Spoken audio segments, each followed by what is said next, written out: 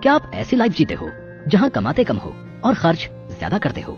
फिर खर्चों और पैसों की कमी को देखकर ऐसा लगता है कि क्या अजीब नियति है इस संसार की भी। सुबह जल्दी उठो, घर की जिम्मेदारी निभाओ, काम पे जाओ, दुकान चलाओ, ऑटो रिक्शा घुमाओ, जॉब पे बॉस की डांट सुनो, पूरा दिन मेहनत करो, शाम को थक हार के वापस आओ और तब जाके 2 वक्त की ठीक ठाक रोटी नसीब होती है। कभी कभी तो लगता है क्या चीज है ये पैसा, इसको पाने के लिए न जाने कितने पापड़ बेलने पड़े हैं। लेकिन अगर अब मैं आपसे कहूँ कि पैसा तो आपके घर में ही है, फिर क्यों बाहर भटकना है, इतनी मेहनत करनी है, बॉस की डांट खानी है, क्लाइंट की गालियां सुननी है? अरे नहीं नहीं, हम मनी प्लांट की बात नहीं कर रहे हैं और ना ही आपको कोई घरेलू टोटका बताएंगे, बल्कि जो आपने अपने घर में पैसा छुपा रखा है उसे ढूंढने और उसे सही से यूज करने के तरीके बताएंगे, जिन्हें सुनकर आपको आपकी हिडन मनी भी मिल जाएगी।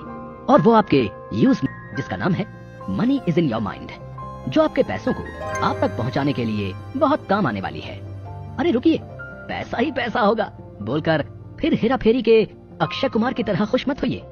पहले जान तो लीजिए ये पैसा असल में कहाँ छुपा हुआ है। दरअसल जिस पैसे को हम ढूंढने की बात कर रहे हैं और उससे अमीर होने की बात कर रहे हैं, वो सारा ही पैसा आपके दिमाग में ही छुपा है, या ये कहूँ कि आपका दिमाग ही वो पैसा है। अब छुरी या कटर लेके आपके दिमाग को हमें काटना नहीं है, बल्कि उस पैसे से कैसे अमीर बनना है ये जानेंगे। यही तो इस शो का मकसद है, आपको इन छुपे पैसों से कैसे अमीर बनना है यही तो हम आपको बताएंगे। देखिए, लाइफ एक रेस है और पैसा एक गेम, लेकिन क्या आप इस गेम को अच्छी तरह से खेलना चाहेंगे? क्या आप जानना चाहते हो कि आपके इस खेल में आपका दुश्मन कौन है? आप उसे कैसे पहचान पाएंगे? आप अपने आप को कैसे बदलेंगे? हर मुसीबत के लिए कैसे तैयार रहें और कैसे हर काम के लिए पहले ही रेडी रहें? और अगर आपके मन में ऐसे सवाल भी हैं कि मैं शेयर बाजार में इन्वेस्ट करूं या किसी और चीज में, अपना घर खरीदूं या रेंट पर रहूं, अपनी 9 से 5 वाली जॉब करता रहूं या अपना बिजनेस करके खुद का बॉस बनूं, इन सारे सवालों के जवाब आपको मिलेंगे इस ओरिजिनल शो में। चलिए इस सफर की शुरुआत करते हैं और अपने अगले एपिसोड की तरफ बढ़ते हैं। क्या आप तैयार हैं अमीर बनने के लिए? हमारा जन्म अमीर घर में हुआ हो या ना हो, हम अपना जीवन अमीर बन के जी सकते हैं, लेकिन इसके लिए हमें अपनी फाइनेंशियल लाइफ को मजबूत और स्टडी रखना पड़ेगा। लेकिन रातों रात अमीर बनना वो सिर्फ कहावत में ही हो सकता है। फाइनेंशियल लाइफ को बेहतर बनाने के लिए हमें अनुशासन सीखना पड़ेगा। अनुशासन ही जीवन के उद्देश्य और उपलब्धि के बीच का सेतु है।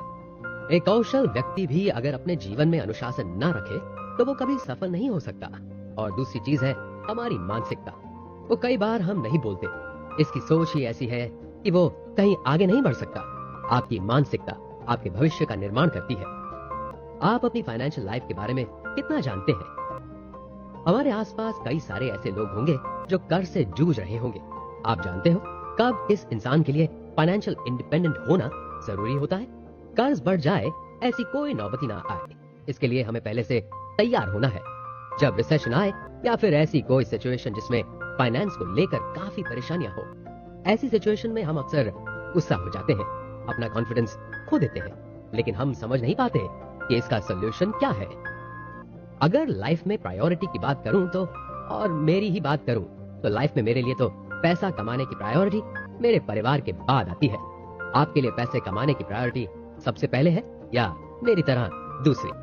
दोस्तों, लाइफ है ना एक पहिए की तरह है और सिचुएशन भी स्टेबल नहीं रहती। फाइनेंस में भी सेम सिचुएशन होती है। आज बुरा है तो कल अच्छा समय भी आ सकता है, लेकिन क्या आप सभी समय के लिए तैयार हो? आप समय पे तो नहीं, पर अपने फाइनेंशियल लाइफ में कंट्रोल कर सकते हो। इसके लिए आपको 3 चीजों पर कंट्रोल रखना पड़ेगा। फर्स्ट, मन, second, belief and third, action. अब ये कैसे?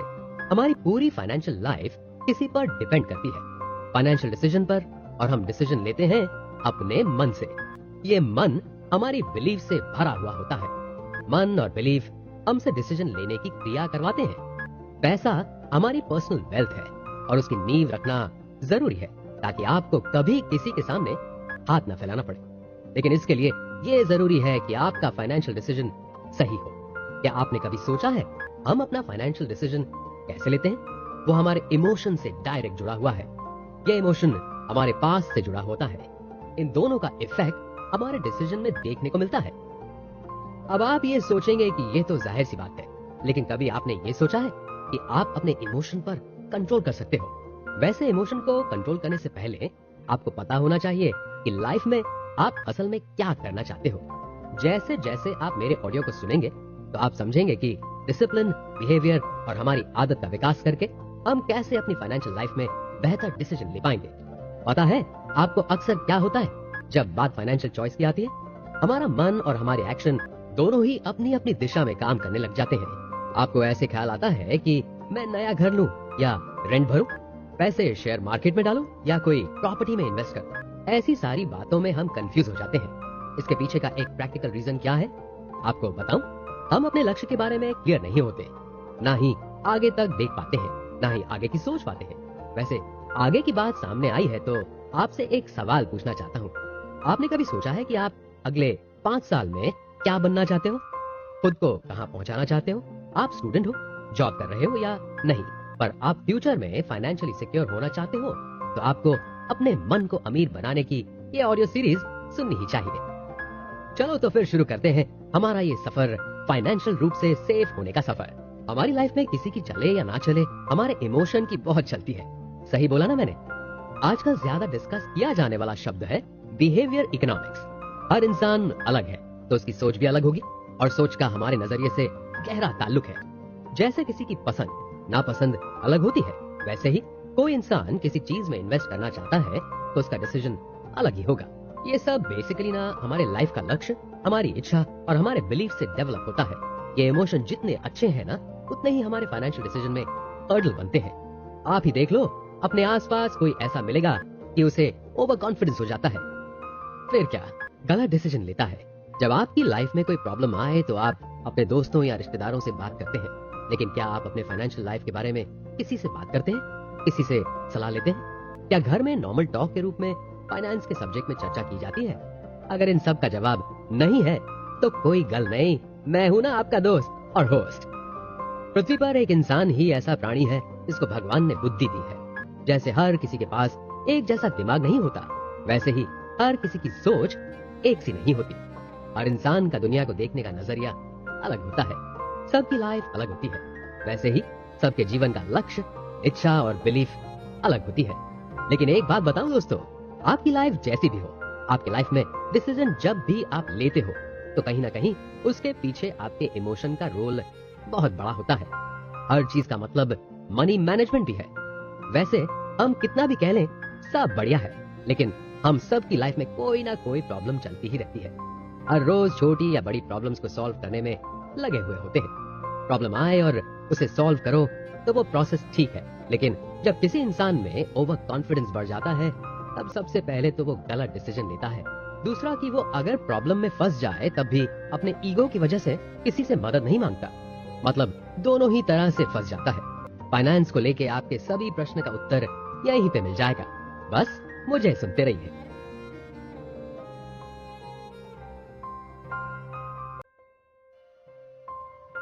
अपने इमोशन पर कंट्रोल करें। अब तक आपने सुना इंसान का दुनिया को देखने का नजरिया अलग होता है और फाइनेंशियल डिसीजन में इमोशन का क्या इंपॉर्टेंस है। आपको इमोशन पे कंट्रोल करना आना चाहिए। अगर प्रॉब्लम को सॉल्व करना है तो अपने इमोशन को अपने कंट्रोल में रखो। ऑथर फारनूश तोराबी ने अपनी बुक साइक योरसेल्फ रिच में बताया है कि जॉब हो या लाइफ, हम सब ना फास्ट लाइफ में हमेशा शॉर्टकट ढूंढते रहते हैं। लॉन्ग टर्म से ज्यादा हम शॉर्ट टर्म में भरोसा करते हैं, कम मेहनत ज्यादा फायदा। लेकिन जो भी मुझे सुन रहे हैं, आपको बता दूं, जल्दबाजी हमेशा नुकसान करवा देती है। लाइफ में और खास करके फाइनेंशियल डिसीजन लेने में हमेशा पेशेंस से काम लेना चाहिए और कभी किसी को कम या कमजोर नहीं समझना चाहिए। अब ऐसा जमाना है कि औरतें भी बेहतरीन तरीके से बिजनेस कर सकती हैं, अच्छी तरह से फाइनेंस संभाल सकती हैं। वैसे इंसान का भरोसा किस चीज पर होता है? आप ही बताएं, आप सबसे ज्यादा भरोसा किस बात पे करते हो जो आपने सालों से सुना हो, पारंपरिक ज्ञान से जिसमें हम बदलाव नहीं करते? हमारा ज्यादातर डिसीजन अपनी सोच से आता है। क्या आप अपनी कार लेने का फैसला खुद कर सकते हो? हम कई डिसीजंस अकेले नहीं ले पाते।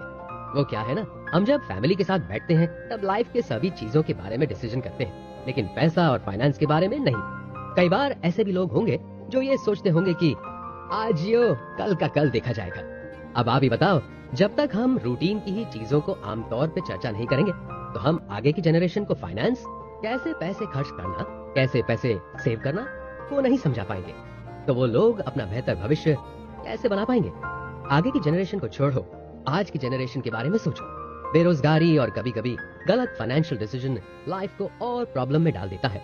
फिर वही प्रश्न आता है, कैसे खुद फैसला लें? लाइफ में अगर आपको अमीर बनना है तो दो चीजों का ख्याल रखना पड़ेगा। पहला, मनी को मैनेज करना सीखो, और दूसरा, 9 to 5 की जॉब से खुद का बॉस बनना। और ये सारी बातें मैं आपको बताऊंगा हमारी इस ऑडियो सीरीज के जरिए। आपको बस करना ये है अपने इमोशन पर कंट्रोल। आप एक बार अपने इमोशन पर कंट्रोल कर लेंगे तो वास्तविक सच्चाई है, फैक्टर्स और फिगर है, उसे समझोगे तो आपके पास पैसा कमाने की बेहतर एबिलिटी होगी। ये सारी बात हुई हमारे माइंड के आउटर साइड की। अब इनर साइड की बात करें तो आपको जिस चीज में एक्सपर्ट बनना है, यानी कि मनी के बारे में, आपको सब कुछ समझ लेना है। आपकी बिलीफ और अब तक आप मनी के सब्जेक्ट में कैसे सोचते थे और क्यों, वो समझ लीजिए। एक तरफ जानकारी और दूसरी तरफ अब तक आपने क्या भूल की, वो समझ लेंगे तो आगे आपको क्या करना है वो सोचना आसान रहेगा। हम जैसे जैसे बड़े होते हैं वैसे वैसे हमारी जिम्मेदारियां बढ़ती हैं, लेकिन क्यों फाइनेंशियल डिसीजन को लेकर हम किसी और पे डिपेंड रहते हैं? छोड़ो डिपेंड रहना, अपने फाइनेंशियल डिसीजन को लेकर जवाबदार खुद ही बनना पड़ेगा। अपने बिहेवियर को मैनेज करना सीखो। आपको आपके मन की शक्ति का विकास करना होगा, और मन के डिसिप्लिन और पॉजिटिव बिहेवियर से आप मानसिक रूप से अमीर बन सकते हो। मैंने आपसे पहले बात की थी ओवर कॉन्फिडेंस के सब्जेक्ट में। एक ऐसी ही बात, अगर कोई इंसान ये सोचता है कि वो अपनी फाइनेंशियल किस्मत को कंट्रोल कर सकता है तो ये उसका ओवर कॉन्फिडेंस है। एक गलत डिसीजन उसकी खुशी, हेल्थ, फाइनेंस और सिक्योरिटी के लिए खतरे की घंटी के समान बन जाएगा। अपनी किस्मत पर कंट्रोल मत कीजिए, बल्कि फाइनेंशियल सोच, बिहेवियर, काम करने की एबिलिटी पर कंट्रोल कीजिए। हम ये सब कंट्रोल क्यों नहीं कर पाते? जानते हैं क्यों? एक बात बताऊं आपको, जब अपने करियर में कंफ्यूज होते हो तो आप खुल के चर्चा करते हो। रिलेशनशिप में कोई प्रॉब्लम हो या हेल्थ में, हम सब एक दूसरे से खुल के बात करते हैं, लेकिन कभी आपने फाइनेंशियल डिसीजन या पर्सनल फाइनेंस को लेकर चर्चा की है? पर्सनल फाइनेंस के सब्जेक्ट में हमें पूरी जानकारी होनी चाहिए। फाइनेंशियल एजुकेशन मतलब कैसे पैसों को ज्यादा सेव करें और कम खर्च करें, उस सब्जेक्ट में सारा नॉलेज। हमारे पास फाइनेंशियल एजुकेशन की कमी की वजह से आज भी हम अपने ज्ञान को एक्शन में लाने के लिए स्ट्रगल करते हैं। तो आज हम वो एजुकेशन शुरू करते हैं। फाइनेंशियल लाइफ में सफल होने के लिए क्या जरूरी है? गेम हो या युद्ध, अगर जीतना हो तो सामने जो शत्रु है उसे जानना जरूरी है। वैसे ही चलो आज हम मनी मैनेजमेंट के शत्रु को समझते हैं, हमारी भावनाएं। जी हाँ दोस्तों, हमारी भावनाएं हमारी दुश्मन बन सकती हैं अगर उसे सही तरीके से समझकर कंट्रोल नहीं किया गया तो। मुझे ये बताओ कि आप कोई डिसीजन कैसे लेते हो? हमारे डिसीजन का बेस होता है हमारे इमोशन और हमारा एक्सपीरियंस। फाइनेंशियल स्ट्रेंथनिंग की कमी की वजह से हमें इनसिक्योरिटी, डर, कॉन्फिडेंस की कमी, ओवर कॉन्फिडेंस, गलत थिंकिंग, ये सारी चीजें फेस करनी पड़ती है। बुरे वक्त के बाद सिर्फ पैसा ही नहीं, बिहेवियर भी बदल जाता है। लेकिन पास को क्यों पकड़ के चलना है? अगर आगे बढ़ना है तो जो टूटा है उसे जोड़ के चलना सीखना पड़ेगा। फाइनेंस के आधार को बनाने के लिए अपना बिहेवियर और डिसिप्लिन रिस्ट्रिक्शन समझिए। क्या आप भी मेरी तरह ये सोच रहे हैं कि मैं ऐसा क्या करूं, कौन से स्टेप्स लूं कि मैं अपनी पूरी लाइफ सिक्योर हो जाऊं? ये सिक्योरिटी कैसे मिल सकती है वो भी इस ऑडियो सीरीज में बताया गया है, जिसे मैं आपको सिंपल शब्दों में समझाऊंगा। हर इंसान कोई ना कोई रिलेशनशिप से जुड़ा हुआ होता है। माँ, बाप, पति, पत्नी, भाई, बहन, हम जो भी रिलेशनशिप से जुड़े हुए होते हैं उसकी इफेक्ट हमारे इमोशन पर होती है। पुराने ख्याल और रिलेशनशिप की असर की वजह से हम फाइनेंशियली स्ट्रॉन्ग डिसीजन नहीं ले पाते। रिलेशनशिप में हम कई बार दूसरे पर ज्यादा ही डिपेंड हो जाते हैं, अपने से ज्यादा किसी और पर भरोसा रखते हैं, और ऐसे ही बातों से हम खुद के लिए अच्छा डिसीजन नहीं ले पाते। नए साल में हर कोई नेक्स्ट ईयर की प्लानिंग करता है, अपनी इच्छाओं की लिस्ट बनाता है, जिसमें एक कॉमन बात होती है, वो है वजन कम करना। हम स्वीकार करते हैं कि हमारा वेट ज्यादा है। हम नेट पर सर्च करते हैं कि किस वजन से वजन ज्यादा है और क्या करने से कम होगा। एक्सरसाइज और डाइट की सारी बातों को सर्च कर लेते हैं, रिसर्च करते हैं, नॉलेज बढ़ाते हैं और उसे फॉलो करते हैं। ये नॉर्मल है ना? बस यही प्रोसेस आपको अपने फाइनेंशियल लाइफ के लिए करनी है। अपने फाइनेंस को सेफ रखने के लिए जो बिहेवियर हमें बदलना है उसे जानने के बाद उसे अमल करना है, मेंटेन रखना है। खुद को अमीर मानने के लिए क्या करना होगा आपको? रिसर्च करने की जरूरत नहीं है। इस ऑडियो सीरीज में बताया गया है कि सबसे पहले कमिटमेंट को मजबूत बनाना होगा, खुद पे आत्मविश्वास रखना होगा, अपने पर्सनल और प्रोफेशनल गोल्स के लिए कमिटेड रहना होगा और हट के सोचना होगा। क्या आप इन सवालों में उलझे हुए रहते हो? मैं घर खरीदूं या रेंट पे ही रहूं? मैं ज्यादा पैसे कैसे कमाऊं? अपने पैसे कहां पे इन्वेस्ट करूं? जैसे घर को बनाने से पहले उसकी ब्लूप्रिंट बनती है, वैसे ही हम फाइनेंशियल ब्लूप्रिंट का ड्राफ्ट समझेंगे। जिसने खुद पैसे नहीं कमाए हो और फाइनेंशियली स्ट्रांग हो, ऐसे लोग अपनी लाइफ में ज्यादा एटीट्यूड रखते हैं, नैरो माइंडेड होते हैं। उनका फोकस मटेरियलिस्टिक रिच होने में होता है। महंगी कार खरीदना, महंगे कपड़े पहनना, मतलब प्रॉपर दिखावा करने में वो मानते हैं। ये लोग हेल्पफुल लाइफ नहीं जीते हैं, ना ही अपने भविष्य के बारे में प्लान बना सकते हैं। अगर आप ये सोच रहे हो कि मेरे पास ज्यादा संपत्ति है, धन है, तो मैं सबसे ज्यादा खुश हूँ, लेकिन मैं आपको बता दूं कि वेल्थ, धन संपत्ति का कोई संबंध खुशियों से नहीं है।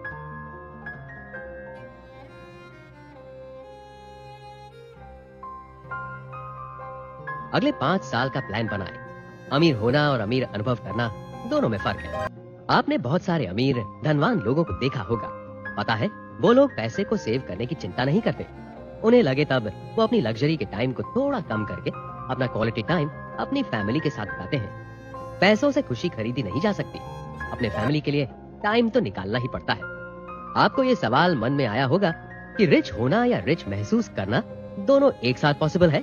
तो चलो पहले इसके पीछे जो इमोशन होते हैं उसको समझते हैं। रिच होना मतलब खुद को सेफ महसूस करना। आपके लाइफ में सुरक्षा का क्या अर्थ है? आप अपनों के लिए, अपनी हेल्थ के लिए, घर, इनकम, सेविंग्स, इन्वेस्टमेंट, सब के लिए अपनी शक्ति के हिसाब से जो करना पड़े वो आप करते हो। इसके अलावा पैसा डोनेट करने में और दूसरों के प्रति हम्बल होने को आप क्या कहोगे? अपनी 9 से 5 वाली जॉब का काम या करियर में सिक्योर होने को आप क्या रिच कहेंगे? एक बात समझ लीजिए, आप सब कुछ खरीद नहीं सकते।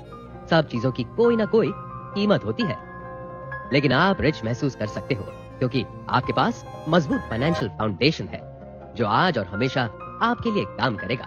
आपको पता है, रिच होने की जगह रिच महसूस करना जीवन का सबसे अच्छा लक्ष्य है।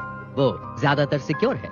हमारी ये समृद्धि पैसे से नहीं, हमारे फ्रेंड्स, हमारी रिलेशन से समझी जाती है। एक बार आप ये रिच होना और रिच महसूस करने के बीच का डिफरेंस समझ लेंगे तो आपका फाइनेंशियल बेस क्लियर हो जाएगा। अब आपके पास एक पावर आ जाएगा। मजाक कर रहा हूँ। बेस क्लियर होने से आप लाइफ में कभी जॉब छूट जाए, अचानक बेबी की गुड न्यूज जैसे समाचार और एवरी मंथ डॉक्टर से मुलाकात जैसे हमें पता है, ऐसे खर्च करने के लिए हम तैयार हो जाते हैं। अब मैं आपके साथ 10 चीजें शेयर करने वाला हूँ जो ऑथर ने लिखी है, जिससे आप पैसों पर अपना कंट्रोल कर सकते हो, मन की शांति और लाइफस्टाइल को कंट्रोल कर सकते हो। सबसे पहले बात एडिक्वेट इनकम की। हमें पैसे कमाने हैं, ये हम सब जानते हैं, लेकिन कितने, ये कोई नहीं जानता। अगर आप ज्यादा हद से बाहर पैसे कमाने के पीछे भागोगे तो हो सकता है कि आप अपनी फैमिली को टाइम ही ना दे सको।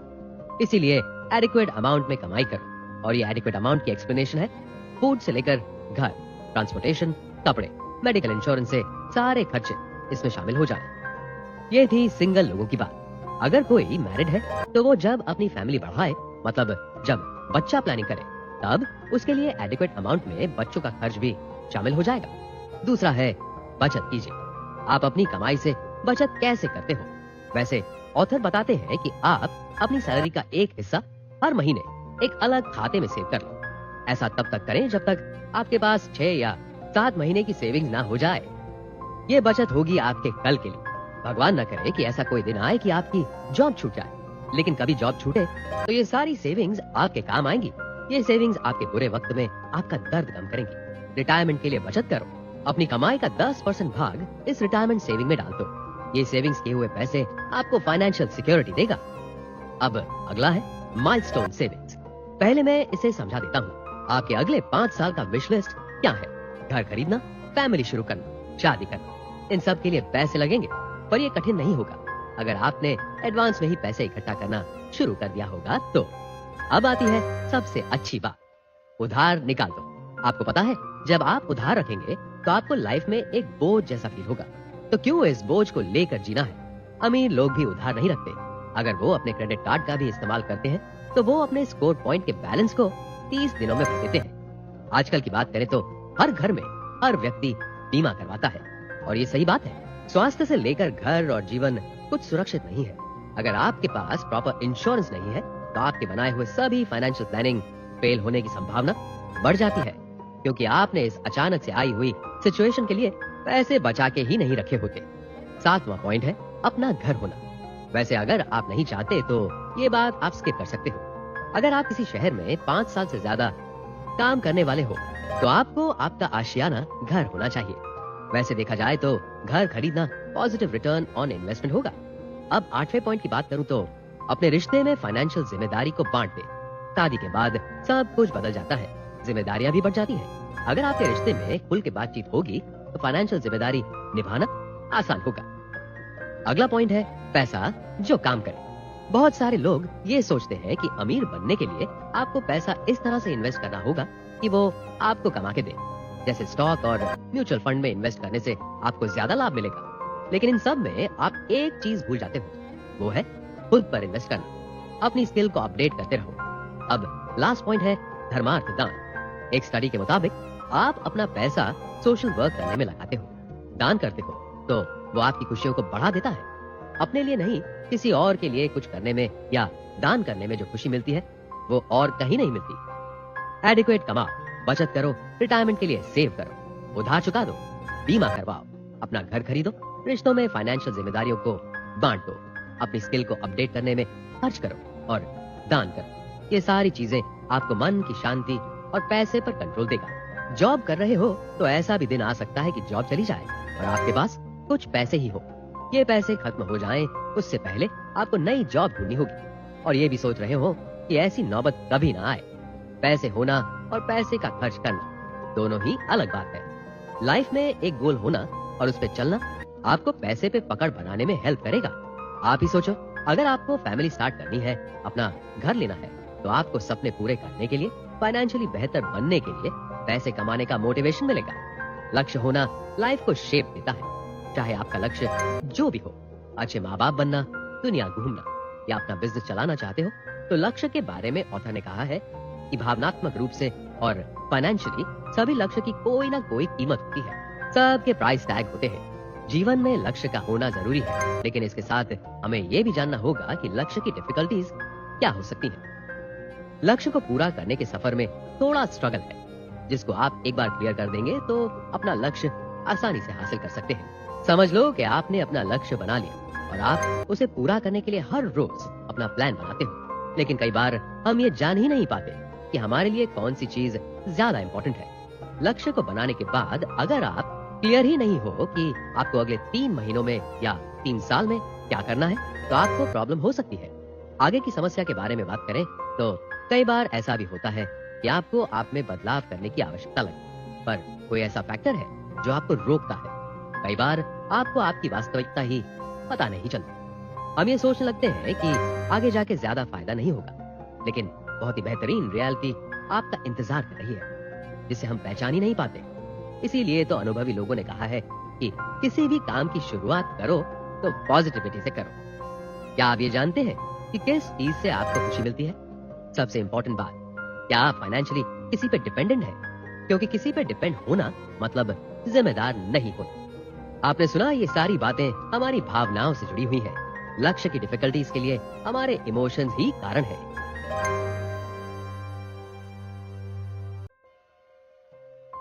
जॉब या बिजनेस क्या सही रहेगा? दोस्तों, अब तक आपने सुना फाइनेंशियली किसी पे डिपेंड नहीं रहना चाहिए। लक्ष्य की डिफिकल्टीज हमारे इमोशंस हैं। अपने इमोशंस को साइड में रख के आपको अपने लाइफ के लिए बेहतर फाइनेंशियल प्लान तैयार करना पड़ेगा। अपने लक्ष्य को पूरा करने में जो डिफिकल्टीज आती हैं, उसे दूर करने में मास्टरी हासिल कर लीजिए। डिफिकल्टीज को दूर करने के लिए क्या करना पड़ेगा? लाइफ में जिस सिचुएशन में आपको डिफिकल्टीज आई हैं, वहीं अपनी सोच को थोड़े आगे की सोचने पर रोक लीजिए और पीछे मुड़कर देखिए कि आपकी लाइफ किस दिशा में जा रही है। जब आपको कुछ समझ ना आए तो अपने किसी दोस्त, फैमिली या मेंटर से खुल के बात करके उनसे सलाह लीजिए। जब किसी प्रॉब्लम में फंस जाएं तो रुकिए और किसी खास इंसान की सलाह लीजिए। फिर से खुद से बात कीजिए कि आप कहाँ हो, कहाँ पहुंचना चाहते हो, आपका लक्ष्य क्या है। फिर आपका रास्ता थोड़ा क्लियर हो जाएगा।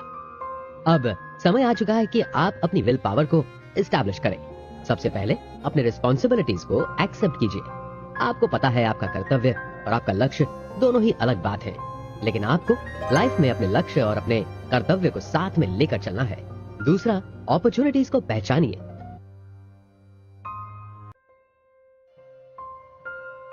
फाइनेंशियल मैनेजमेंट एक खेल है। लाइफ में आपने जान लिया कि आपको क्या करना है, आपकी प्रायोरिटी क्या है, तो सिर्फ जानने तक ही इस बात को लिमिटेड मत रखिए। किसी चीज को जानने से सिर्फ 50% काम ही पूरा होता है। बाकी का 50% आपको उस चीज को मैनेज करने से, उस चीज को अपने लाइफ में फॉलो करने से मिलेगा। किसी चीज का अरेंजमेंट करने से हम ज्यादा क्लियर और फोकस रहते हैं। जब सब कुछ सोच के हिसाब से चलता है तो हमारा आत्मविश्वास भी बढ़ता है। जब आयोजन में ग्रुप की कमी की वजह से आपको चिंता होगी, काम बीच में बिगड़ जाएगा, तो आप कंफ्यूज होंगे। अरेंजमेंट हम बनाते ही इसीलिए है कि आगे के सफर में हमें कोई प्रॉब्लम ना हो, मगर अरेंजमेंट के मुताबिक काम ना हो तो हम डिस्टर्ब हो जाते हैं। जैसे पानी में पत्थर मारने से पानी में कैसी वेव्स हो जाती हैं, वैसे ही हमारा मन अशांत हो जाता है। अब प्रश्न ये है कि इससे बाहर कैसे निकले। डोंट वरी, मैं आपको अभिमन्यु नहीं बनने दूंगा। इस प्रॉब्लम से बाहर निकलने के 3 रास्ते हैं। सबसे पहला, आपने कहां से शुरुआत की है वो जाने, अपने रिस्पॉन्सिबिलिटीज और गोल्स को समझे। दूसरा, जो आपको अपने रिस्पॉन्सिबिलिटीज और लक्ष्यों से आपको दूर कर रहे हो, उस प्रॉब्लम को पकड़े और उसे दूर करें। कई बार ये प्रॉब्लम हमारे इमोशन से जुड़ी हुई हो सकती है और लाइफ में कभी क्या रखना और क्या नहीं रखना ये पसंद करना बहुत कठिन होता है। लेकिन हमें प्रॉब्लम को खत्म करने के लिए कठिन फैसले लेने ही होंगे। अब आखिरी बात, जब हमने प्रॉब्लम को पकड़कर उसे दूर कर दिया है तो अब सही आदत को अपनाना होगा। उसके लिए कमिटेड रहना होगा। जीवन की रेस में फाइनेंशियल मैनेजमेंट एक खेल है। ये मैंने आपको पहले ही बता दिया था, याद है ना? इस खेल में डटे रहना है आपको, लेकिन कैसे, ये मैं आपको बताऊंगा। अपनी प्रायोरिटी और गोल्स को बनाएं। इसे बनाने से पहले आपको ये जानना होगा कि आप कौन हैं और आप अपने जीवन में क्या चाहते हो। आपकी पर्सनल और प्रोफेशनल प्रायोरिटी को अलग रखना होगा।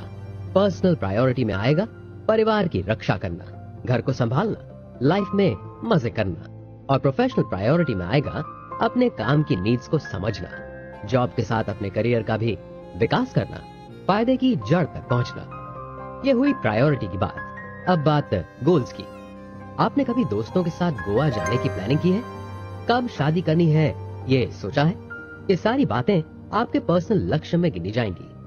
जबकि 9 to 5 की जॉब छोड़कर अपना खुद का बिजनेस शुरू करना है, ऑफिस खरीदना, ये सब आएगा प्रोफेशनल लक्ष्य में। आप आज कहां खड़े हो और आगे कहां जाना चाहते हो, ये सबसे पहला स्टेप है। आपके लक्ष्य और प्रायोरिटी के बीच जो भी आ रहा है उसको साफ करें। गलत दोस्ती ऐसा रिश्ता है जो लंबे समय तक नहीं टिकने वाला हो। ये सारी अव्यवस्था को साफ करने से पहले अपने भावनाओं को कंट्रोल करना सीखना होगा। जब सब कुछ क्लियर हो जाए तब आपका कर्तव्य बनता है कि अपनी लाइफ की गाड़ी को पटरी पर लेके आए। मतलब ऐसी आदत अपनाएं जो आपको मदद करे। ये आदतें कौन सी होनी चाहिए ये भी हम समझते हैं। अगर आपको कुछ चीज ना मिल रही हो, आपके हिसाब से कुछ ना हो रहा हो, तो गुस्सा मत होइए। गुस्सा करने से बात बिगड़ती है, सुधरती नहीं। अपने लक्ष्य की डेडलाइन बनाएं। मैं आपको एक सिंपल से एग्जाम्पल से समझाता हूँ। आप किसी एग्जाम की तैयारी कर रहे हो, बहुत मेहनत करो, पर कब तक आपको मेहनत करनी है? एग्जाम आए तब तक। लेकिन आप बस मेहनत ही करते जाओ और देखो ही नहीं कि एग्जाम कब आ रही है, तो कोई फायदा होगा? हमारे यहाँ एग्जाम के पहले भी एक एग्जाम ली जाती है ताकि आप फाइनल एग्जाम के लिए हमेशा तैयार हो। बस फाइनेंशियल लाइफ में भी ऐसा ही है। बीमा भरना हो या किसी चीज का बिल भरना हो, उसकी डेडलाइन आए उससे पहले अपनी एक डेडलाइन बनाएं ताकि आपको याद रहे। पता है, मैंने आपसे एक बात की थी मनी बडी के बारे में। ये भी आपको मदद कर सकते हैं। जैसे घर में माँ, पापा या भाई बहन, उनको अपनी डेडलाइन कह के रखो, वो आपको याद करवा देंगे। ये हुई खर्च की बात। अब सेविंग्स के बारे में। आपकी सैलरी जो भी हो, आपकी सैलरी में से हर मंथ कुछ % की अमाउंट सेविंग अकाउंट में ऑटोमेटिकली चली जाए, ऐसी सेटिंग करनी होगी। जब आप अपनी लाइफ में अपनी सोची हुई फाइनेंशियल प्रोसेसेस के हिसाब से चलते होंगे तो कई बार ऐसा आएगा कि आपने जो नहीं सोचा वो सिचुएशन आपके सामने आ गई, या फिर आपने जितना खर्च करने के बारे में सोचा था उससे ज्यादा का खर्च हो गया। अब डोंट वरी, ऐसे बहुत सारे चेंजेस आएंगे। ऐसी सिचुएशन में मन को थोड़ी देर सबसे अलग कर लीजिए और फिर से अपना फाइनेंशियल बैलेंस बनाना शुरू कीजिए। कभी हारिए मत, और रुकने का मतलब हारना नहीं होता मेरे दोस्त।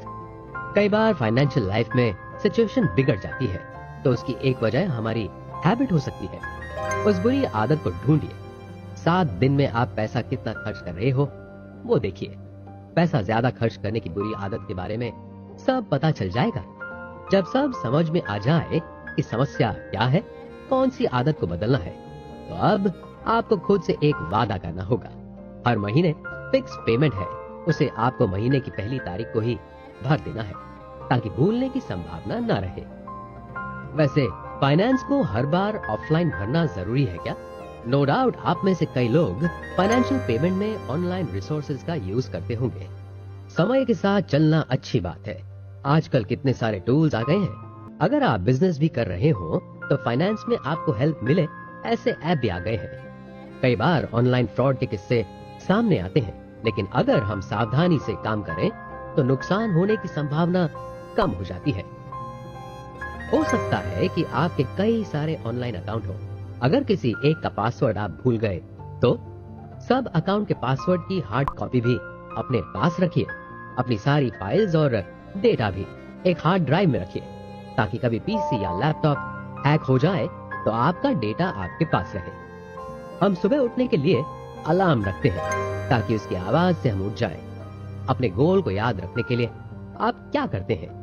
ऑथर ने बहुत ही अच्छा सुझाव दिया है कि आप एक अच्छा सा कलर बोर्ड लेके आए, उस पर अपना गोल लिख दें और वो आपके सामने रहे उस तरह से रख दें।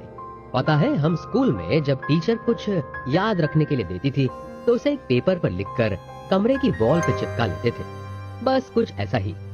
तो दोस्तों, आप समझ ही गए होंगे कि अपने फाइनेंशियल प्लान को बेहतरीन तरीके से बनाने के लिए थोड़े थोड़े समय के बाद अपने लक्ष्य को फिर से देखिए।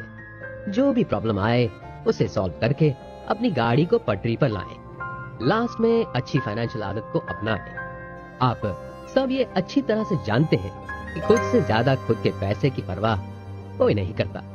फाइनेंशियल प्लान बनाएं, सेविंग करें और खर्च पर कंट्रोल करना खुद ही सीखना होगा। जब आप कोई डिसीजन करो तब सामने कोई स्ट्रॉन्ग रीजन ना मिले तब तक अपने डिसीजन को चेंज मत कीजिए। आप अपने फाइनेंशियल डिसीजंस को लेने के लिए इंडिपेंडेंट है। डिसीजन लेते वक्त किसी पर डिपेंड मत रहिए। जैसे मैंने आपसे पहले कहा है, आपके पैसे की परवाह आपसे ज्यादा और कोई नहीं कर सकता। कोई इंसान परफेक्ट नहीं होता, कभी ना कभी वो गलती करता है और हम अपनी गलतियों से ही तो सीखते हैं। जब भी कोई डिसीजन लें, पहले अपने हिस्ट्री में चेक कर लीजिए। जो भी गलतियां पहले हुई हो वो दूसरी बार ना हो। आप अपनी वकालत तब भी कर सकते हो जब आपको पता हो कि आपका क्रेडिट कैसे खराब हुआ। जब आप समझ लो कि आपको क्या नहीं करना है, आपको क्या करना है, वो क्लियर हो जाएगा। जब आप कुछ चीज खरीदने जाते हो, इंटरनेट से कोई चीज मंगवाई हो या बॉन्ड खरीदे हो, सबसे पहले आपको उसकी टर्म्स एंड कंडीशन समझनी होगी। तभी आप अपने हक के बारे में जान पाएंगे। अपने लक्ष्य को प्राप्त करने के लिए अपने जो भी डिसीजन लिया है उस पे आपको अटल रहना होगा। महीने में एक बार तो आपको आपके बैंक की स्टेटमेंट चेक करनी होगी ताकि आपको खर्च के बारे में पता चलता रहे। बुरे वक्त में आपको खुद को ही सिचुएशन को संभालना होता है। इसीलिए अगर आप प्लान ए बना रहे हो तो आपके पास बैकअप में प्लान बी भी होना चाहिए। सेफ साइड सोच के ही रखिए। दुनिया में कोई भी चीज रिस्क फ्री नहीं होती। हमने पहले बात की थी कि हर चीज का एक प्राइस टैग होता है। ये बात को ध्यान में रखते हुए हमें कोई भी डिसीजन लेने चाहिए। फाइनेंशियल डिसीजन लेने से पहले उसके रिजल्ट के बारे में भी सोचना चाहिए। अपने लक्ष्य को ध्यान में रख के आप जो फाइनेंशियल डिसीजन लेते हो, आपको उसके लिए रिस्पॉन्सिबल होना है। फाइनेंशियल एडवोकेट होने का मतलब है अपने अधिकार के लिए खड़े होना और अपने पैसों की रक्षा करना। अब आपकी फाइनेंशियल लाइफ में एक और बात जो आपको जाननी है वो ये है कि जीवन में वैल्यूएबल बने। किसी इंसान ने खूब कहा है सफल आदमी होने की कोशिश मत करो, वैल्यूबल इंसान बनो। लाइफ को वैल्यूबल बनाना बड़ा लक्ष्य है जो आपको सफलता की तरफ लेके जाएगा। तो ये वैल्यूबल लाइफ हमें क्या देती है? सबसे पहले खुशी देती है, और दूसरा विरासत को छोड़ने के लिए कहता है। जब आप वैल्यूबल लाइफ को अपनाते हो, तब छोटा या बड़ा कोई भी फाइनेंशियल कदम उठाने से पहले आपको कुछ बातों का ख्याल रखना पड़ेगा। जब आपको फाइनेंस के बारे में सब कुछ पता चल जाएगा, तो आप में आत्मविश्वास बढ़ेगा और आप खुद को सेफ भी महसूस करेंगे। पेमेंट के सब्जेक्ट में आपको किसी से पूछने की जरूरत नहीं पड़ेगी। आपको समझ आ जाएगा कि आपको पेमेंट कैश में करना है या चेक से। कोई भी फाइनेंशियल रिस्क मैनेजेबल है, तो इसका अर्थ यह है कि आप प्रोबेबली हर नुकसान को संभालने के लिए तैयार हैं। आपको जांच करनी होगी कि आपके लिए क्या अफोर्डेबल है और क्या नहीं। अगर आप कोई विशेष फाइनेंशियल डिसीजन को अफोर्ड कर सकते हो, तो याद रहे उसके कर्ज के जाल में कभी मत फंसना। थोड़े थोड़े पैसे जाएंगे तो क्या होगा, लेकिन ये थोड़े पैसे कब कर्ज की जाल बन जाएगा आप समझ नहीं पाओगे। अगर आपको कोई खास चीज खरीदने के लिए ज्यादा ही कर्ज लेना पड़ रहा हो, तो रुक जाइए।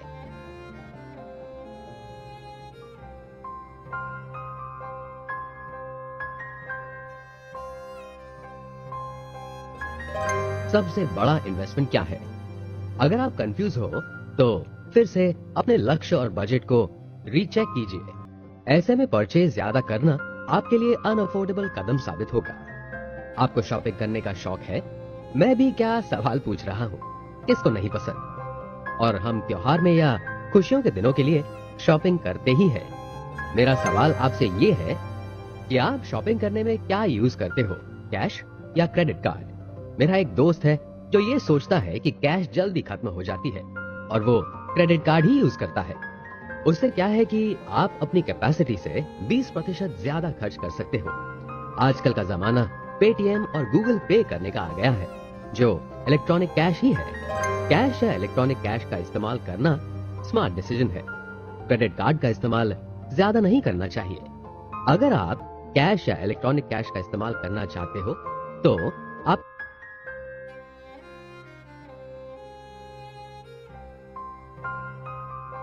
तो बैंक से आए हुए ईमेल्स और टेक्स्ट से अलर्ट रहना होगा। क्रेडिट कार्ड का इस्तेमाल इमरजेंसी की सिचुएशन में ही करें। और हाँ, अपनी ओल्ड क्रेडिट अकाउंट को क्लोज मत कीजिए। ऐसा करके अपने क्रेडिट स्कोर को क्यों खत्म करना है? किसी चीज को परचेज करने का डिसीजन आपके लिए कब फायदेमंद रहेगा, ये जानने के लिए आपको ये सोचना होगा कि परचेज की हुई चीज की यूटिलाइजेशन क्या है, क्योंकि यूटिलाइजेशन आपके उद्देश्य का माप है। जब आप यूटिलाइजेशन को समझ लेंगे, तो आपको आपके लिए फाइनेंशियल डिसीजन सही है या नहीं, ये समझने में मदद करेगा। कई बार हम ये सोचते हैं कि ज्यादा महंगी चीज खरीदने से हम अच्छा फील करते हैं। बहुत सारे लोगों का कॉमन बिहेवियर हो चुका है कि अगर उनके सामने 2 चीज रखी हो, तो उनमें से महंगी चीज लेना वो प्रेफर करेंगे। क्या ये सही सोच है? हम अपने मनी डिसीजन को कंट्रोल क्यों नहीं कर पाते? ये सवाल आपका होगा। उत्तर मैं देता हूं। अगर कोई चीज आप परचेज कर रहे हो, तो ये जान लो कि इसके जैसी कोई चीज अवेलेबल है या नहीं, और आपके लिए उन दोनों ऑप्शन में से कौन सा ऑप्शन पसंद करना ठीक रहेगा। एक एग्जाम्पल से आपको समझाता हूं। आपने 5 लाख की गाड़ी ली और सोच रहे हो कि सीट कवर में 50,000 खर्च कर लो, मगर आप 50,000 के सीट कवर के सामने अपने घर में सोफा सेट ले सकते हो, जिसकी आपको ज्यादा जरूरत है। तो आपको अपना दूसरा ऑप्शन पसंद करना होगा। दूसरा ऑप्शन आपके लिए ज्यादा यूजफुल है। ज्यादा ऑप्शन ज्यादा उलझन। अगर आप कोई चीज खरीदने जा रहे हो, तो सबसे पहले आपको आपका बजट मालूम होना जरूरी है।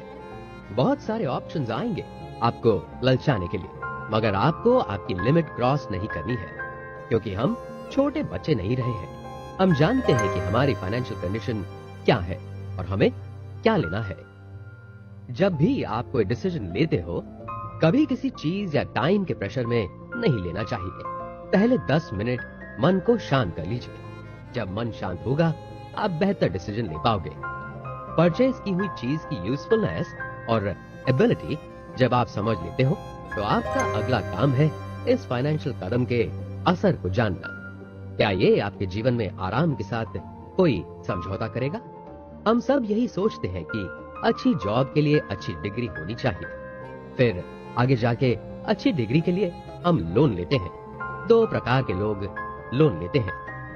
एक ये सोचते हैं कि लोन लेना नौकरी छोड़ने से बेहतर है।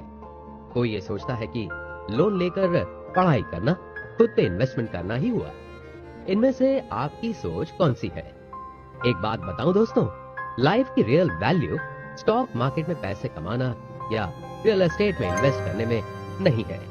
रियल वैल्यू तो तब है जब आप खुद पे इन्वेस्ट करो, अच्छे स्वास्थ्य के लिए योग करो, जिम में जाओ, साल में एक बार ट्रैवलिंग करो। हम सब अपनी लाइफ में सेफ प्लानिंग करके चलते हैं, लेकिन क्या आपके पास रिस्क को हैंडल करने की कैपेसिटी है? जब भी अपना प्लान ए बनाओ, याद रखो आपको प्लान बी भी साथ में रेडी करना चाहिए। हम प्लानिंग की बात को अच्छी तरह से समझ चुके हैं। अब हम ये जानते हैं कि आपका फाइनेंशियल डिसीजन आप कैसे खर्च करते हो इस पे नहीं, बल्कि आप कैसे सेव और इन्वेस्ट करते हो उस पर है। कभी ऐसा हुआ कि खर्चे धीरे धीरे कम होते जा रहे हो? ऐसा कभी होगा भी नहीं। हमारी जरूरत के हिसाब से खर्चे बढ़ते ही जाएंगे। हमें छोटे छोटे एडजस्टमेंट करके कुछ रकम को अपने अकाउंट में सेव करना है। और ऐसा नहीं है कि आपकी सेविंग अकाउंट में कोई कमाई नहीं होगी। सेविंग अकाउंट में पैसे रखना सेफ है। क्या आप सर्टिफिकेट ऑफ डिपॉजिट के बारे में जानते हैं? ये आपको मैच्योरिटी के दर से अधिक और अधिक इंटरेस्ट रेट देता है। क्या आप 5 साल आगे की सोच पाते हो? फाइनेंशियली हमें स्ट्रॉन्ग बनना है तो हमें सेविंग्स करनी पड़ेगी। लाइफ में सेविंग्स दो वजह से की जाती है, एक रेनी डेज के लिए और एक रिटायरमेंट के लिए। रेनी डेज यानी लाइफ में आने वाली शॉर्ट टर्म इमरजेंसी, जैसे एक्सीडेंट हो जाना, और दूसरी सेविंग्स हमारी लाइफ के 30-40 साल के बाद की सुरक्षा के लिए आज से सेविंग्स करना शुरू करते हैं।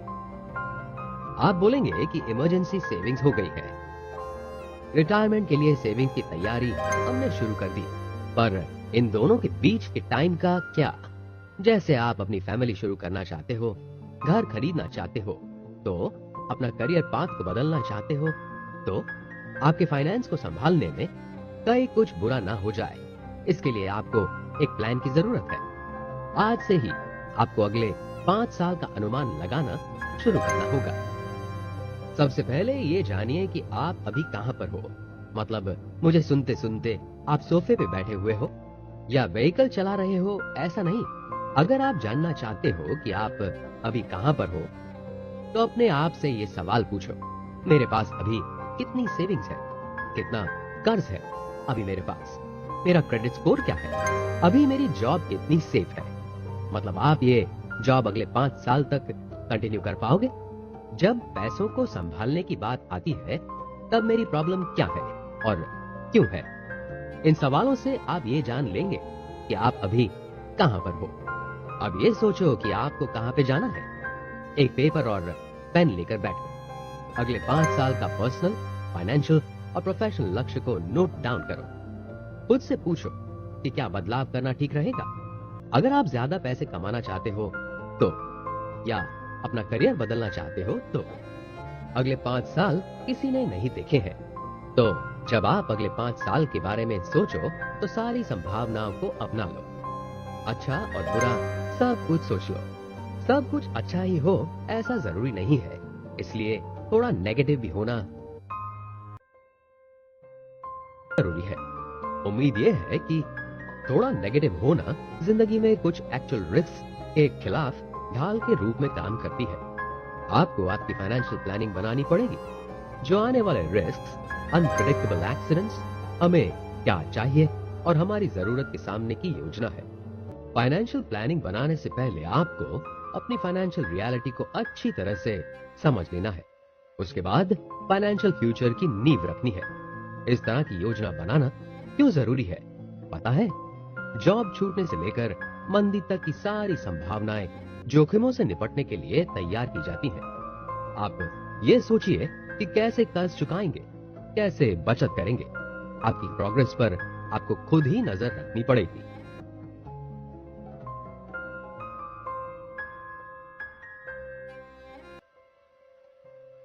फाइनेंस प्रॉब्लम को दूर करने में मास्टर बने। हम 5 साल के प्लान के बारे में चर्चा कर ही रहे हैं, तो पहले रिस्क के बारे में भी जान लें। कोई नहीं चाहता कि कभी भी मार्केट में मंदी आए। मंदी के समय शेयर बाजार क्रैश हो जाता है, बेरोजगारी बढ़ जाती है, डर का माहौल सभी के मन में फैल जाता है। ऐसे वक्त में अक्सर देखा गया है कि लोग फाइनेंस के सब्जेक्ट में गलत पसंदगी करते हैं।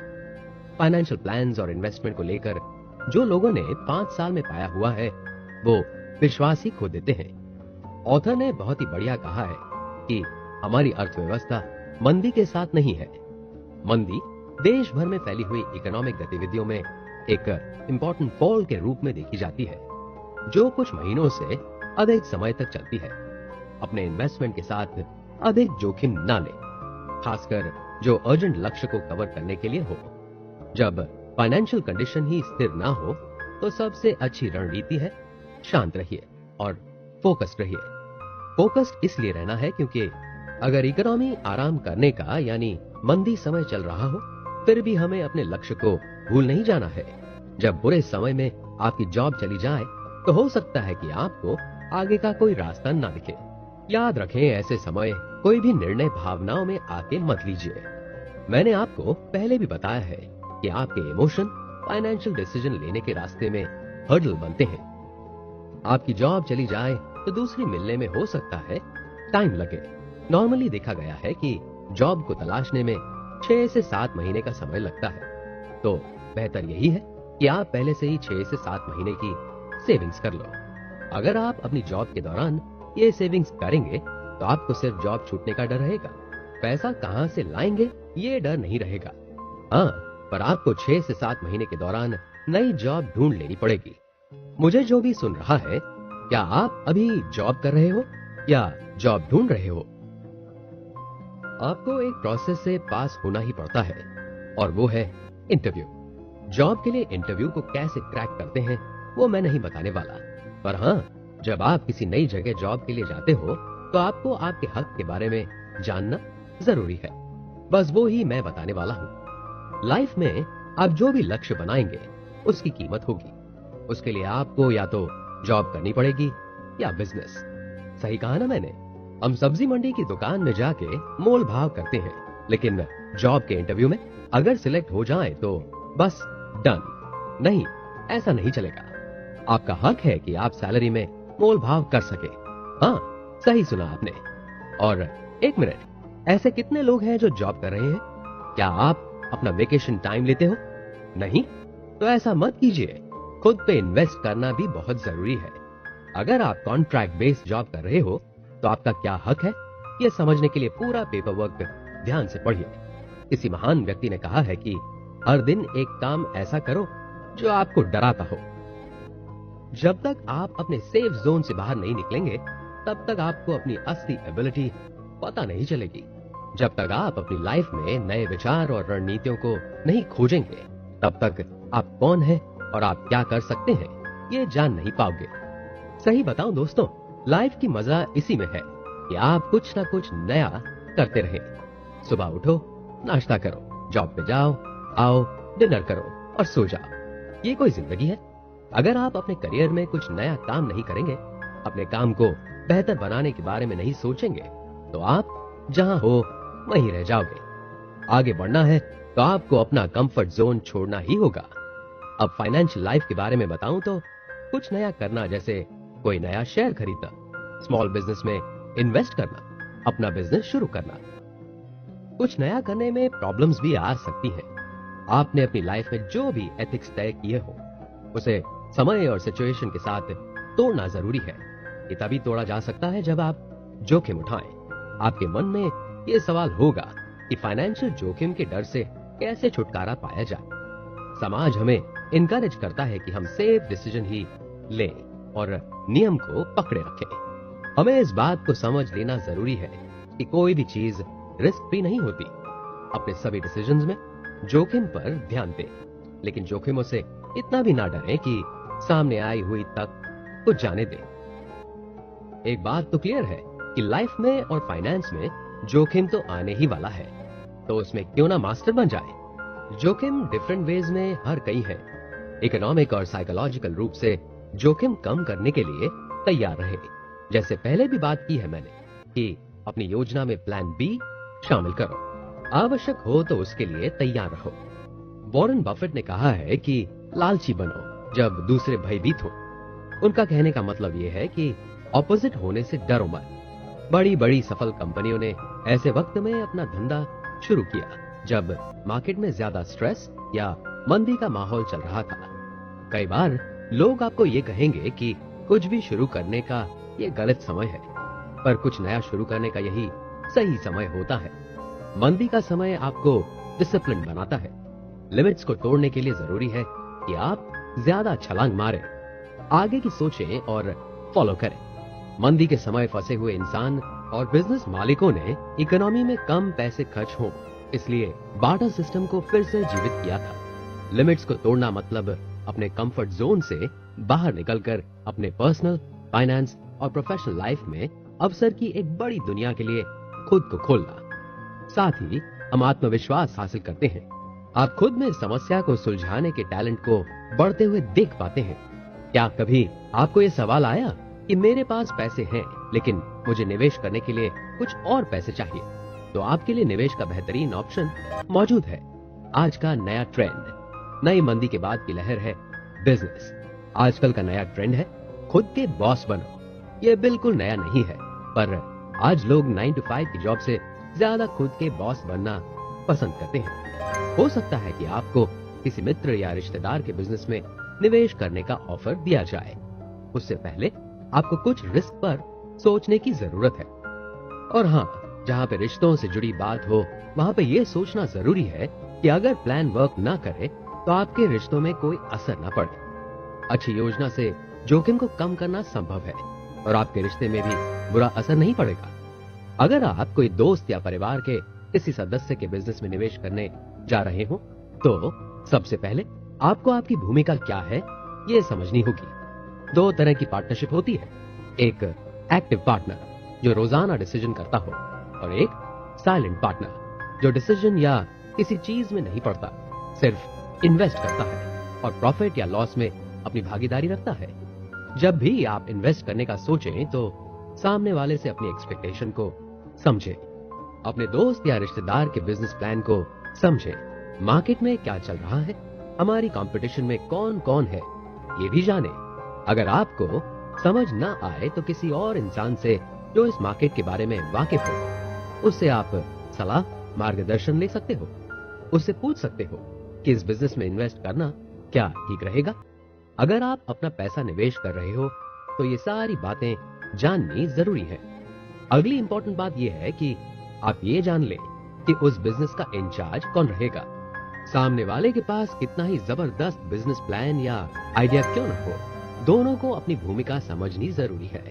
और आखिर में जो भी आप दोनों सोच समझकर फैसला करो उसे लिखावट में ले लो। दूसरा इन्वेस्टमेंट का ऑप्शन है गोल्ड। गोल्ड को पता है क्या कहते हैं? Safe haven investment. गोल्ड की वैल्यू बढ़ती ही जाती है। ये एक वास्तविक इन्वेस्टमेंट है। इसमें जोखिम की बात एक ही है कि इसकी कीमत फ्लक्चुएट होती है। अगर कभी कोई बुरा समय आ जाए तो गोल्ड बेचकर आपको फाइनेंशियल रूप से मदद मिल सकती है।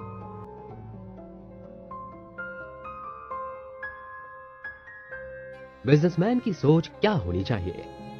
गोल्ड एक ऐसा निवेश है जिसे आप देख सकते हो, पकड़ सकते हो और लंबे समय तक अपने पास रखना चाहते हो। अगर आपको जोखिम उठाना पसंद है तो आपको प्राइवेट इक्विटी में निवेश करना चाहिए। प्राइवेट इक्विटी मतलब उन कंपनीज में निवेश करना जो अन्य कंपनियों को जब्त कर लेती हैं और बाद में उन्हें प्रॉफिट के लिए बेच देती हैं। प्राइवेट इक्विटी एक गेम है जो रिच को ज्यादा रिच बनाती है। ये फिर भी जोखिम से भरा बिजनेस है। मैं ना बहुत बोर हो चुका हूँ, लाइफ में कोई एडवेंचर ही नहीं है, बस पूरा दिन काम ही करते रहो। सैलरी कम देते हैं और काम ज्यादा करवाते हैं, छुट्टी देते हैं तो जैसे हम पे मेहरबानी करते हैं। ये सब उन लोगों के मन में जरूर आता है जो करते हैं जॉब। अगर आपको अपना काम करना पसंद है तो आपको लगेगा ही नहीं कि आप कुछ काम कर रहे हो। लेकिन फिर भी बिजनेसमैन बनना और हार्ड वर्क करना आपको ज्यादा प्रॉफिट दिला सकता है। आपको जॉब में लग्जरी नहीं मिल सकती, मगर एक छोटा सा बिजनेस करने पर आप फील कर सकते हो। हाँ, बिजनेस एक बार शुरू कर लिया तो फिर आपको वेकेशन करने का मौका ना मिल पाए, पर सामने पैसे बहुत मिलते हैं, बहुत कुछ सीखने को मिलता है। बिजनेसमैन बनना सिर्फ लाखों में कमाने का रास्ता नहीं है, बल्कि आपकी क्रिएटिविटी, मजबूत काम, एथिकल फ्रीडम, इच्छा से जुनून का पीछा करता है। एक बार बिजनेस शुरू करने का चांस लेना चाहिए, इसी से ये सब शुरू होता है। आजकल आपने देखा होगा, लोग जॉब से ज्यादा बिजनेस करने में अपना इंटरेस्ट दिखाते हैं। लोग बिजनेस करते हैं। फाइनेंस का फाउंडेशन यही है कि एडिक्वेट पैसे कमाएं, जिससे आप अपने लक्ष्य को प्राप्त कर सके। 9 to 5 की जॉब में सिक्योरिटी नहीं होती। अगर आप फाइनेंशियली सिक्योर होना चाहते हो तो कमाई की सारी पॉसिबिलिटी अपने हाथ में ले लो। अगर आप ये सोचते हैं कि आप बिजनेस करें तो जॉब के कुछ फायदे आपको नहीं मिलेंगे, जैसे कि हर साल सैलरी बढ़ना, बोनस मिलना, तो जरा रुकिए। आपको पता है बिजनेसमैन को इसके सामने क्या मिलता है?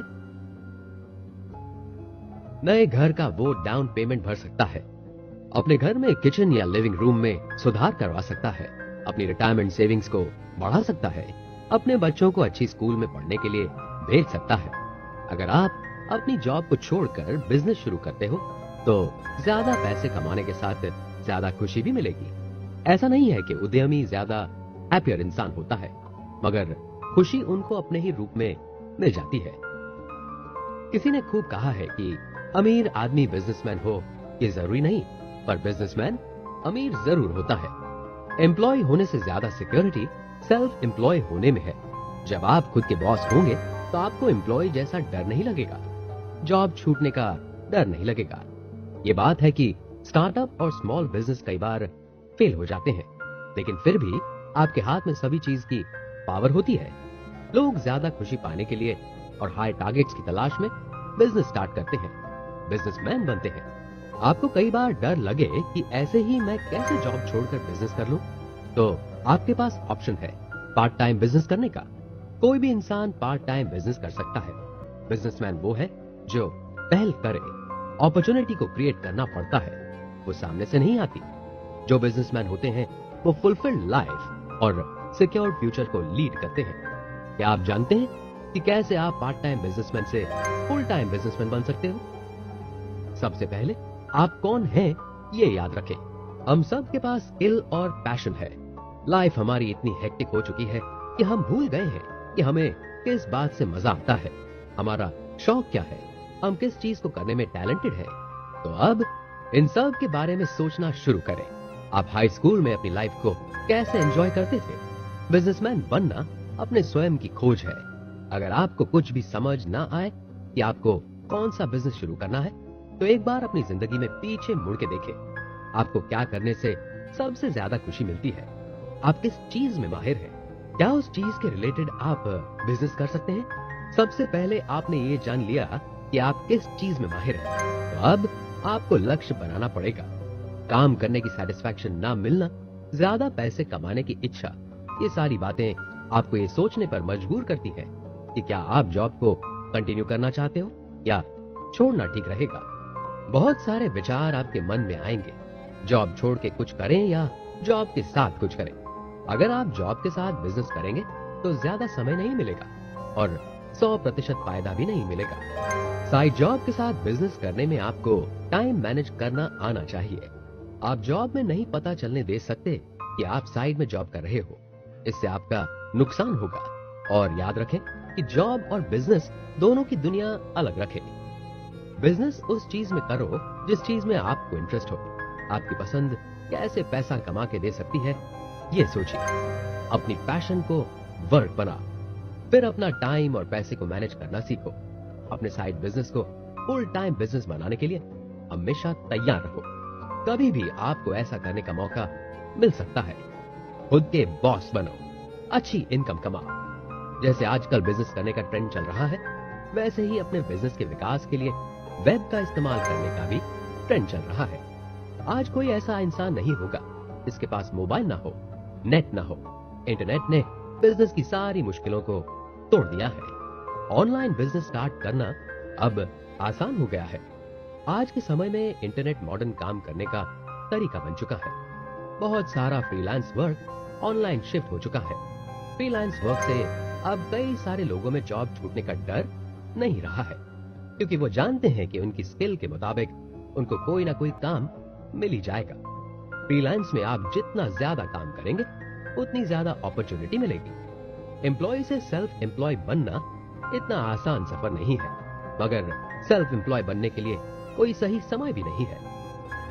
कई बार ऐसा होगा कि आप अपना साइड बिजनेस शुरू करोगे, लेकिन बिजनेस चलने के लिए आपको पैसे की जरूरत पड़ेगी और सेविंग्स के लिए आपको जॉब करना पड़े। ऐसी सिचुएशन में पहले आप अपने साइड बिजनेस में थोड़ा सेटल हो जाएं, फिर जॉब छोड़ना आपके लिए फायदेमंद रहेगा। वैसे बिजनेस की दुनिया में पैसे जल्दी खर्च हो जाते हैं, इसलिए बिजनेस में सोच समझकर प्लानिंग करनी चाहिए। सेविंग्स की प्रॉब्लम है, फिर भी आप फुल टाइम बिजनेस करना चाहते हो, तो आपके लिए कुछ टिप्स हैं।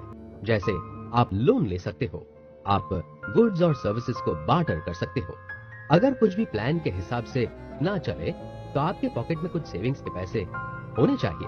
आपको पहले से ही प्लानिंग करनी पड़ेगी कि अपनी कमाई के 10% अलग रखें, जब तक आपके पास 3 महीने तक की सेविंग्स ना रहे। कुछ छोटे बलिदान आपको बड़ा लाभ दे सकते हैं। अगर बिजनेस में ज्यादा इनकम नहीं हो रही हो तो अपने खर्च कम करें। तो दोस्तों, आपने जो सुना उसका सार है कि अपने लक्ष्य को बनाएं, डिसिप्लिन का पालन करें, अपने इमोशन को कंट्रोल में रखें। अपना एक मनी बडी होना चाहिए जो आपको आपके लक्ष्य की डेडलाइन को याद करवाने में मदद करे। डिसीजन सोच समझ कर लीजिए, भावनाओं में बहकर नहीं। क्रेडिट कार्ड का इस्तेमाल कम करके कैश का इस्तेमाल ज्यादा करें। अगर अभी कोई सिचुएशन में फंस जाए तो अपने किसी रिश्तेदार की मदद दीजिए। अपने लक्ष्य को सजा के अपने सामने रखिए। अगर आप निवेश करना चाहते हो तो गोल्ड या बिजनेस में इन्वेस्ट करना फायदेमंद रहेगा। और आखिरी इंपॉर्टेंट बात, खुद के बॉस बनो। आई होप आप ये बहुत ही अच्छी तरह से समझ चुके होंगे कि अमीर होना और अमीर महसूस करना अलग अलग बातें हैं।